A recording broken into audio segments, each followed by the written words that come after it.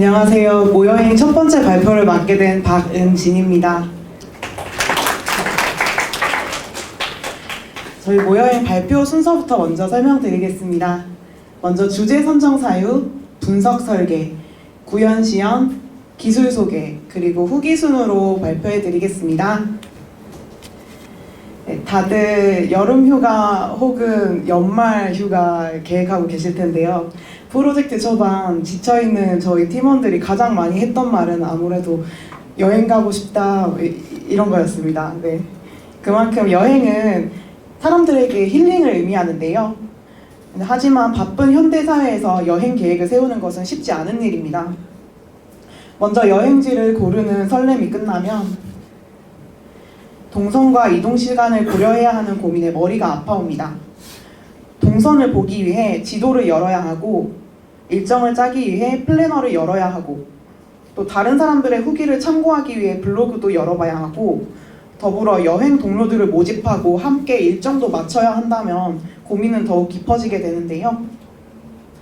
이에 따라 저희는 국내 여행 플래너 모여행을 구상하게 되었습니다. 모여행은 모여서 여행을 줄임말로 누구나 쉽게 이용 가능한 UI와 간편하게 여행 플랜을 수립할 수 있으며 부담 없이 여행 동료들을 모집하고 또 여행이 끝난 후 추억으로 남을 사진과 여행 후기까지 간편하게 작성할 수 있습니다.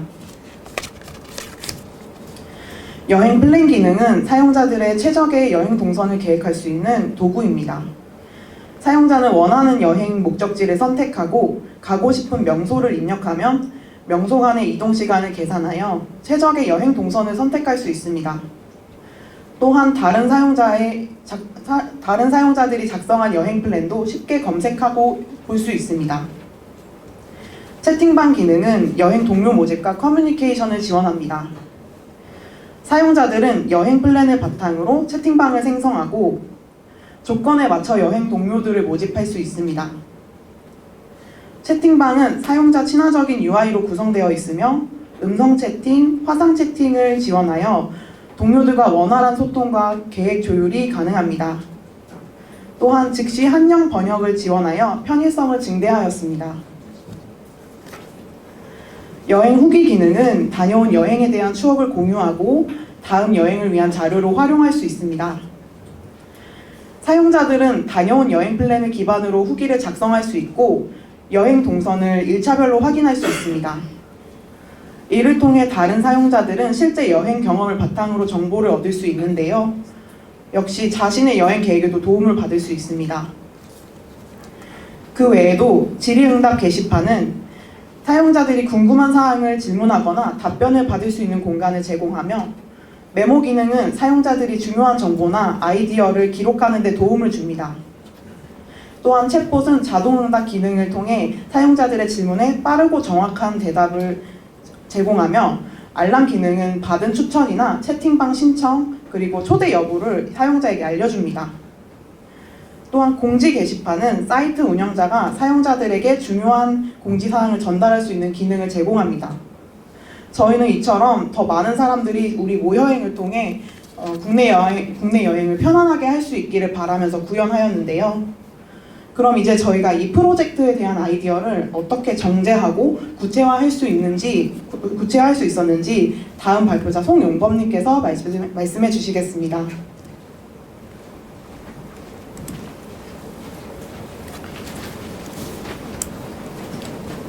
안녕하십니까. 분석 설계 발표를 맡게 된 송용범입니다. 분석 설계 파트는 요구사항 정의, 분석, 설계로 나누어서 설명하겠습니다. 요구사항 정의와 분석 단계에서는 어떻게보다는 무엇을에 중점을 두어 작업 진행하였습니다. 먼저 현업 요구사항 정의서입니다. 현업 요구사항 정의서에서는 시스템에 대한 요구사항을 받아서 정형화하고 시스템의 범위를 정리했습니다. 기능을 처리하기 위한 처리 내용, 입력 자료, 출력 자료를 정리하고 서브 시스템을 구분하였습니다. 다음은 유즈 케이스 다이어그램입니다. 유즈 케이스 다이어그램에서는 사용자 입장에서 시스템을 구조화하고 시스템과 사용자 간의 상호작용을 표현하였습니다. 사용자가 어떤 기능을 사용할 수 있는지와 각 기능별 사용하는 API를 표현하였습니다. 다음은 유즈 케이스 정의서입니다. 유즈 케이스 정의서에서는 사용자와 시스템 간 수행하는 작업 흐름을 비즈니스 관점에서 기술하였고 유즈 케이스 다이어그램에서 작성한 기능을 더욱 세부적으로 표현하였습니다. 기능별 목적, 선행 조건, 완료 조건, 설명, 흐름으로 나누어서 정형화하였으며 흐름의 경우 메인 플로우, 알터네이티브 플로우, 익셉션 플로우로 나눠서 작성하였습니다. 다음은 요구사항 추적표와 유즈 케이스 유형 정의입니다. 요구사항 추적표에서는 요구사항에 대한 유즈 케이스와 식별자를 매핑하였고 유즈 케이스 유형 정의에서는 기능의 선순위, 후순위를 구분하였습니다. 이를 통해 현업 요구사항 정의서에서 정의한 기능의 요구사항 아이디로 유즈 케이스 모델링에 각 기능이 잘 반영되었는지 요구사항 추적표와 유즈 케이스 유형 정의로 확인할 수 있습니다. 다음은 클래스 다이어그램입니다. 클래스 다이어그램에서는 유즈 케이스를 바탕으로 클래스를 추출하고 객체의 속성, 행위 및 관계를 정리하였습니다. 앞서 작성한 문서들을 바탕으로 공통된 속성과 행위를 도출하여 클래스를 정의하고 클래스 간 관계를 정의하였습니다. 다음은 VOPC입니다. VOPC에서는 기능별로 컨트롤러마다 필요한 모델과 UI를 도식하였습니다. 클래스 다이어그램에서 정의한 클래스를 바탕으로 컨트롤러를 정의하고 뷰와 모델을 표현하고 연결하여 뷰에서 요청받은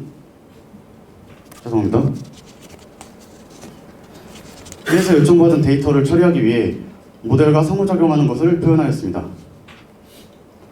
다음은 화면 정의서입니다. 화면 정의서에서는 화면 레이아웃을 구성하고 데이터 구성과 이벤트 및 내비게이션을 표현하였습니다. VOPC에서 작성한 UI를 바탕으로 각 화면의 구성 데이터와 이벤트 및 내비게이션 처리 과정을 표현하였습니다. 마지막으로 ERD 로지컬입니다. ERD 로지컬에서는 데이터의 논리적인 흐름을 분석하여 논리 데이터 모델을 정의하였습니다. VOPC를 바탕으로 각 테이블의 속성과 관계를 정의하였습니다. 다음은 이승현님의 설계 발표가 있겠습니다.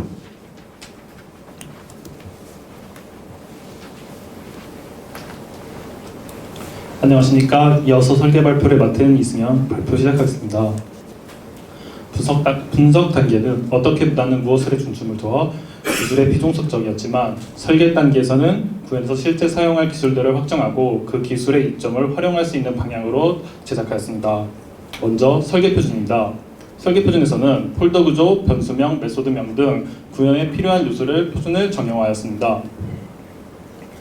여럿이서 협업하는 프로젝트인 만큼 본인의 시스템만이 아닌 다른 사람의 시스템도 참고해서 작업을 해야 하기 때문에 UI 요소, 변수, 메소드 등 어떤 기능을 하는지 알 수 있도록 표현하였습니다.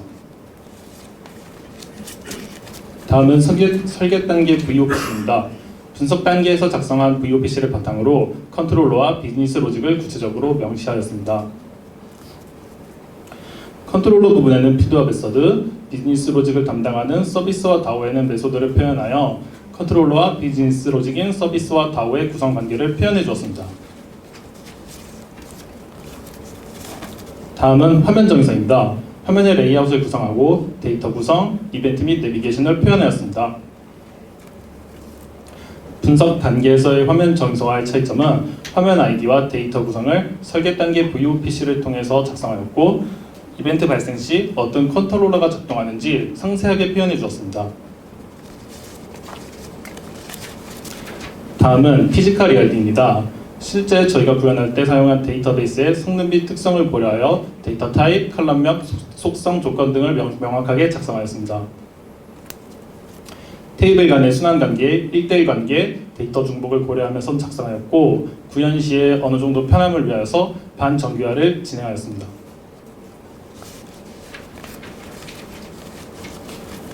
마지막으로 테이블 목록과 테이블 정의서입니다. 작성한 ERD 피지컬을 토대로 각각의 테이블을 정형화하였습니다. 먼저 저희 조의 테이블 목록입니다. 저희 모여있는 총 16개의 테이블을 이용하여 구현하였습니다. 다음은 테이블 정의서입니다. 테이블 정의서는 주제 영역과 컬럼명, 타입 등을 명시하여 다른 조원들도 참고하여 모두 같이 프로젝트를 진행할 수 있도록 작성하였습니다. 다음은 소지현님의 시연 영상 발표가 있겠습니다.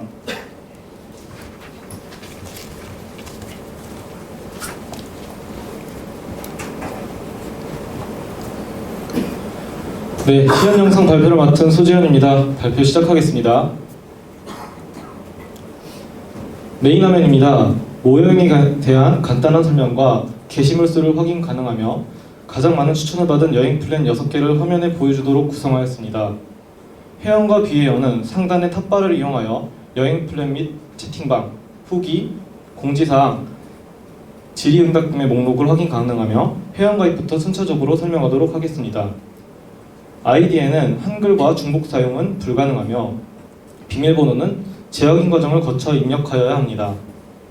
닉네임과 이름 등 필요사항은 반드시 입력해야 하며 센스 API를 사용하여 문자 메시지를 통해 본인 인증을 진행하였습니다. 주소 검색 기능을 이용하여 주소를 등록하고 이메일은 선택사항으로서 주민번호는 기본 형식에 맞춰야 작성이 가능합니다. 자기소개와 프로필은 공개, 비공개 설정이 가능하며 사진은 드래그를 통해 등록 가능합니다. 다음은 네이버 로그인입니다. 네이버 로그인은 네이버 아이디로 회원가입을 진행할 수 있으며 사이트 이용에 대한 동의를 진행합니다. 닉네임 중복 체크, 필수 입력사항 등은 일반 회원가입과 동일하며 회원가입이 완료되었을 시 메인 화면으로 이동하는 것을 확인하실 수 있습니다. 여행 플랜에 대해 설명하겠습니다. 공개된 여행 플랜 목록에서 날짜, 조회수, 추천수로 정렬이 가능하며 제목 검색을 통해서도 확인이 가능합니다. 여행 플랜을 확인하면 여행 플랜의 계획과 명소의 상세 정보, 명소의 이동 경로와 이동 시간 등을 일차별로 확인할 수 있으며 여행 플랜이 마음에 들었다면 여행 플랜을 추천할 수 있으며 중복 추천은 불가능합니다. 다음은 여행 플랜 작성입니다. 제목을 입력하고 공개 여부를 설정합니다. 썸네일을 등록할 수 있으며 가고자 하는 명소를 등록하였을 시 명소의 이동 경로와 이동 시간이 지도와 명소 리스트의 순서대로 작성됩니다. 본문에는 글뿐만 아니라 사진도 등록할 수 있으며 여행 일수를 조작하여 1차별 여행 플랜을 추가하거나 삭제할 수도 있습니다. 추가된 1차별 여행 플랜에는 새로운 내용을 작성하고 명소를 삭제하였을 경우 삭제된 명소를 제외한 등록된 명소들 간에 실시간으로 갱신되는 것을 확인하실 수 있습니다. 여행 플랜을 모두 작성하였다면 목록으로 이동되며 목록에서 작성된 여행 플랜을 확인 가능하고 필요시에는 수정도 가능합니다. 수정 시 제목, 공개 여부, 썸네일을 모두 수정 가능하며 일정이 변경되었을 시 여행 플랜을 삭제할 수도 있고 필요시에 최대 5일차까지 여행 플랜을 추가하여 작성할 수 있습니다. 네, 다음은 추가하여서 수정한 목록을 확인하는 부분이고요. 부가 기능에 대해서 설명하도록 하겠습니다. 삭제 시에는 임시 삭제로서 여행 플랜을 목록에서 조회할 수 없게 만들며 복구는 반대의 기능으로 다시 여행 플랜을 조회할 수 있습니다. 여행 완료는 해당 여행 플랜을 가지고 후기를 작성할 수 있게 되며 여행 플랜을 완전히 삭제하고 싶을 경우 임시 삭제 7일이 지나면 자동으로 삭제되거나 완전 삭제 버튼을 눌러 삭제시킬 수 있습니다. 채팅 기능입니다. 여행 플랜으로 채팅방을 생성할 수 있으며 인원, 성별 등의 조건을 주어 생성할 수 있습니다.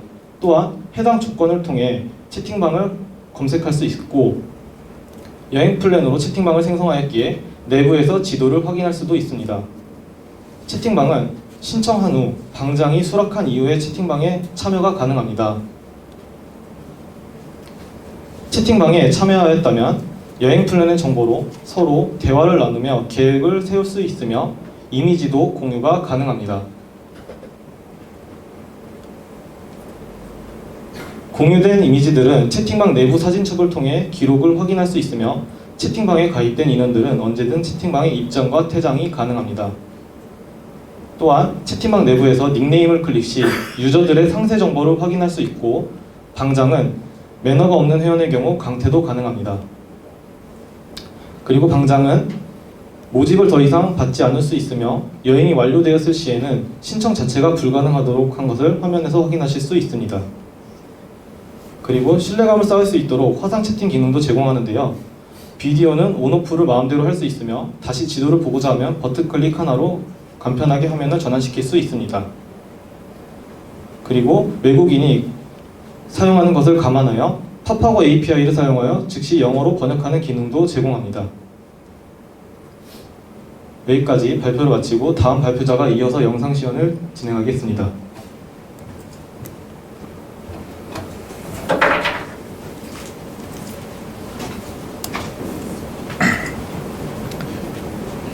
메모 기능부터 박성환 발표를 시작하겠습니다. 메모 설명드리겠습니다. 메모는 여행 플랜, 채팅방, 후기 등 추가 정보 저장이 필요할 시 사용할 수 있는 기능으로서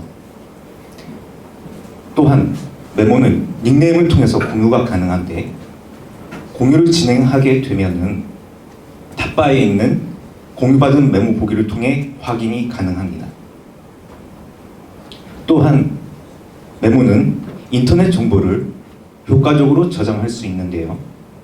저장된 메모는 여행 플랜, 채팅방 후기에 있는 탈부착 기능을 통해서 부착이 가능하며 페이징 기능을 통해서 신속히 이동이 가능합니다.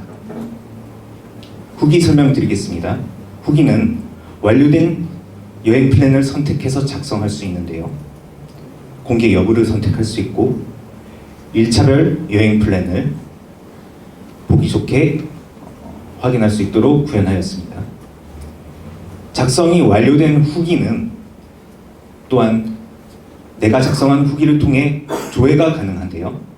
조회가 된 후기는 수정이 바로 진행될 수 있도록 구현하였으며 이를 통해 나만의 후기를 작성할 수 있도록 서비스를 구현하게 되었습니다. 다음은 공지사항입니다. 공지사항은 중요 공지와 일반 공지로 관리자가 게시물을 등록할 수 있게끔 구현하였는데요. 중요 공지로 게시물을 등록 시 게시판의 최상단에 고정돼서 출력되며 또한 이 공지를 일반 공지로 수정을 진행하게 되면 게시물은 게시판의 하단으로 내려와서 출력되도록 구현하였습니다. 질의응답 및 알람 설명드리겠습니다. 질의응답 게시판은 카테고리별로 회원이 게시물을 등록하게 되면 관리자에게 알람이 도착하여 그 알람을 확인하여 승낙을 할 수 있습니다. 승낙을 하게 되면 바로 답변을 달 수 있는 게시판으로 이동하게 되는데요. 관리자가 이 답변글에 글을 등록하게 되면 질의한 회원에게 바로 문자 메시지가 도착하며 회원은 이 문자 메시지를 확인하고 바로 알람을 통해서 답변한 게시물로 이동할 수 있게끔 서비스를 구현하게 되었습니다. 챗봇 설명드리겠습니다. 챗봇은 취약계층을 위해서 만들어진 서비스입니다. 무효행에 오신 걸 환영합니다. 챗봇은 스스로 답변을 할 수 있고 방문해 주셔서 감사합니다. 이처럼 회원들에게 가이드 영상을 보여줄 수 있습니다. 내비게이션도 가능하고요. 안녕하세요. 간단한 답변도 가능합니다. 음성으로 대화 가능해. 음성으로 대화가 네, 가능하고요. 같이 대화해요. 로그인. 그리고 음성을 통해 페이지 내비게이션이 가능합니다. 평가 및 블랙리스트 설명드리겠습니다. 회원은 해당 회원에 대한 평가를 좋아요 버튼을 통해 진행할 수 있는데요. 마음에 들지 않는 회원이 있다면 블랙리스트를 통해 해당 회원을 차단할 수 있습니다. 차단된 회원의 게시물은 더 이상 목록에서 볼 수 없으며 블랙리스트 해제를 하게 되면 다시 목록에서 볼 수 있도록 구현을 하게 되었습니다. 아이디 및 비밀번호 찾기입니다. 회원은 아이디를 잊어버렸다면 문자 인증을 통해서 아이디를 확인할 수 있습니다.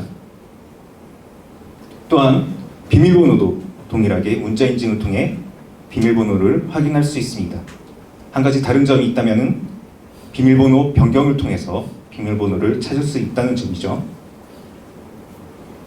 탈퇴 및 복구 설명드리겠습니다. 회원은 모형 사이트에서 탈퇴를 할 수 있는데요. 이 또한 문자 인증을 통해서 탈퇴를 진행하게 됩니다.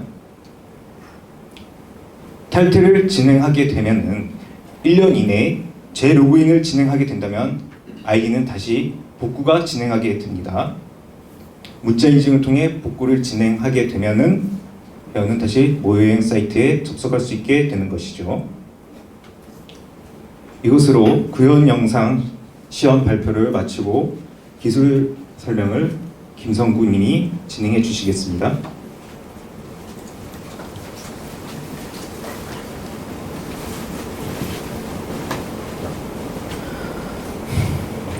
이어서 단일 입주의 기술 소개 파트의 발표를 맡은 김성구입니다.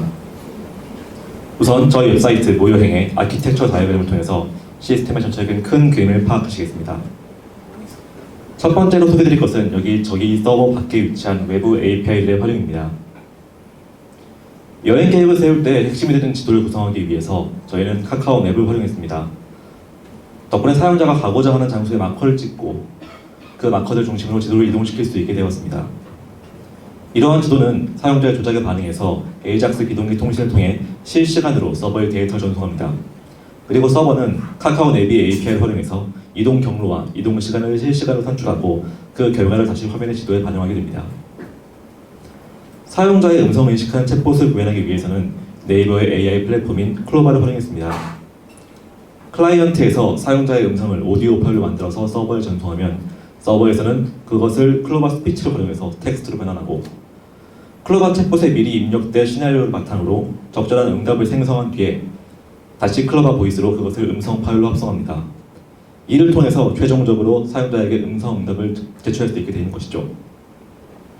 두 번째로 설명드릴 것은 바로 저희가 소켓 IO를 쓰면서 서버를 2개 돌리게 된 까닭에 대해서입니다. 여행 플랫폼 모여행의 핵심은 사용자들 간의 커뮤니케이션입니다. 원활한 커뮤니케이션을 위해서는 사용자의 리퀘스트가 없이도 서버에서 즉각적으로 사용자에게 정보를 전송할 필요성이 있었는데요. 그런 이슈가 발생한 파트가 바로 알람과 채팅입니다. 알람은 일정 시간마다 서버에 자동으로 리퀘스트하는 숏폴링 방식으로 구현했습니다. 이는 저희가 익숙한 AJAX HTTP 방식으로 간단하게 구현이 가능했지만 시간차가 발생할 수밖에 없었기 때문에 실시간성이 떨어질 수밖에 없었습니다. 채팅에서는 이러한 시간차가 발생해서는 안 됐습니다.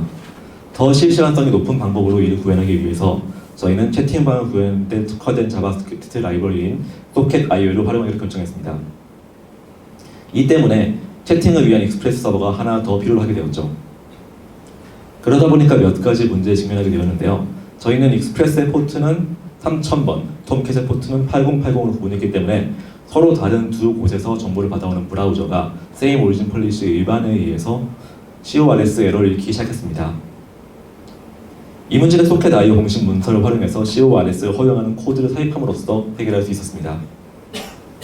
하지만 서로 다른 2개의 서버를 돌리면서 마주친 문제점은 이뿐만이 아니었습니다. 저희는 이 두 서버를 다른 컨테이너에서 돌리고 있었기 때문에 채팅방에 업로드한 이미지를 웹사이트에서 보기 위해서는 익스프레스 컨테이너와 톰캣 컨테이너가 하나의 이미지 저장소를 공유하고 있어야만 됐습니다. 이를 위해서 저희는 호스트 리눅스의 디렉토리 하나를 각각의 컨테이너에 바인드 마운트 시킴으로써 이미지를 공유할 수 있는 환경을 구축하는 데 성공했습니다. 그리고 원활한 음성과 비디오 송출을 위해서 HTTPS 연결을 지원하기로 하였습니다. HTTPS 연결을 위해서는 도메인 하나당 하나의 SSL 인증서를 발급받을 필요성이 있었는데요.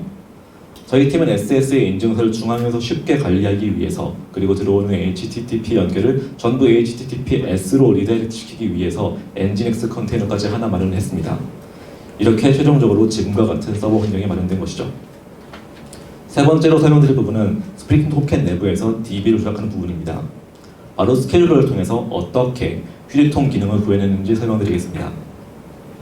저희 팀은 삭제를 신청한 데이터가 바로 지워지는 것이 아니라 일정 시간 내부에는 복구할 수 있고 일정 시간이 지나면 자동으로 지워지길 바랬습니다. 그렇기에 그것을 구현하기 위해서 데이터를 관리하는 테이블마다 델 데이트 칼럼을 추가하였고 사용자가 삭제를 신청하면 실제로 레코드를 지우는 것이 아니라 델 데이트 칼럼을 현재 날짜와 시간으로 업데이트하는 형태로 구현하기로 결정했습니다.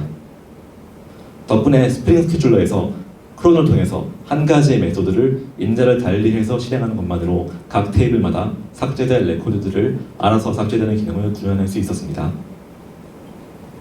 네 번째로 설명드릴 기술은 바로 젠킨스를 활용한 CI/CD입니다. 개발 초기에 저희는 각자 서로 다른 환경에서 각자 자신이 맡은 파트를 개발했었습니다. 그리고 각자 개발한 파트가 어느 정도 그림이 나오자 소스를 송업을 하고 디자인 템플릿까지 하나 구해서 이 템플릿도 적용을 하기로 했는데요.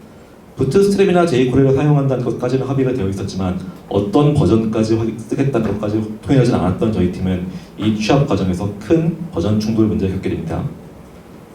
많은 부분들은 사용했던 jQuery와 부트스트랩들을 통일해서 다운그레이드하는 것으로 해결할 수 있었지만 그렇게 하니까 이번에는 신버전 jQuery와 부트스트랩들에 의존하고 있던 라이브러리들이 동작하지 않기 시작했습니다. 결국 저희는 사용했던 라이브러리의 의존성을 전부 확인하고 전부 다운그레이드하고 나서야 버전 충돌 문제에서 해방될 수 있었습니다. 한꺼번에 해치려고 들면은 큰일 난다는 걸 깨달았던 저희는 젠킨스를 활용한 CI/CD 파이프라인을 구축하기로 결정했습니다.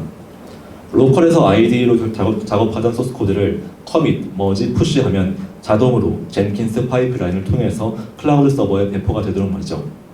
저희는 이를 통해서 빠르게 작성한 코드가 진짜 서버에서 어떻게 돌아가는지 확인을 할 수 있게 되었고, 이를 통해서 더욱 빠르고 효율적인 개발 공정을 구축할 수 있게 되었습니다.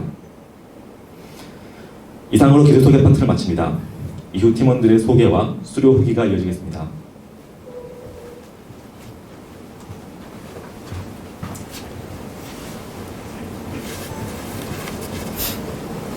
안녕하세요. 저희 다 패딩 입고 왔는데 지금 반팔 입고 만나서 발표하고 있으니까 느낌이 좀 이상합니다. 그리고 선생님께서 말씀하신 것처럼 최고의 복지는 최고의 동료들을 만나는 거라고 하셨는데 정말 맞는 말이라는 걸 이번 프로젝트 진행하면서 깨닫게 되었습니다. 제가 많이 느렸는데 끈기 있게 기다려준 우리 팀원들 너무 고맙고 감사합니다.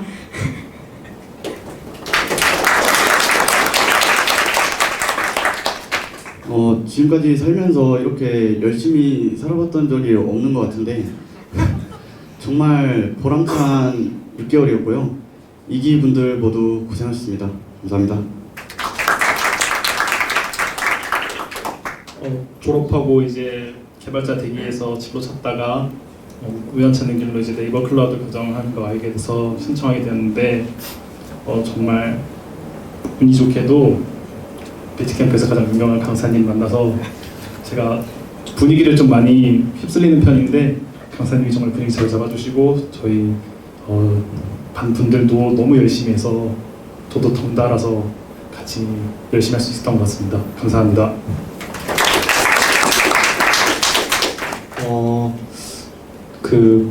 이번에 6개월 전에 이제 비트캠프에 올지 말지 고민을 좀 많이 했었는데 그때 오기를 진짜 너무 잘한 것 같고 좀 많은 행운이었던 것 같아요. 2기 분들 만나고 강사님 만난 거, 이게 분위기라는 게 모두가 모여서 이렇게 만드는 게 쉽지가 않은데 진짜 다들 열심히 해가지고 정말 고생 많으셨고, 우리 팀원들한테 한 번 더 감사하다고 말하고 싶네요. 다들 고생 많으셨습니다.